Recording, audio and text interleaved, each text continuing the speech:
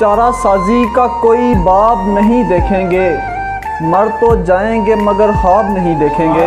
اور ہم پہ یہ تشنگی واجب ہے اس لیے بھی کہ ہم پہ یہ تشنگی واجب ہے اس لیے بھی کہ ہم غیر کا چھوڑا ہوا آب نہیں دیکھیں گے۔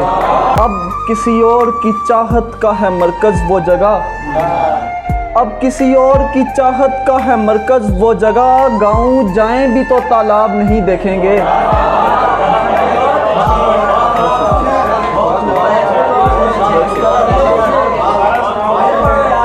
اب کسی اور کی چاہت کا ہے مرکز وہ جگہ، گاؤں جائیں بھی تو تالاب نہیں دیکھیں گے۔ یاد آ جائے گی ایک شخص کی صورت پھر سے، یاد آ جائے گی ایک شخص کی صورت پھر سے، زندگی میں کبھی مہتاب نہیں دیکھیں گے، زندگی میں کبھی مہتاب نہیں دیکھیں گے۔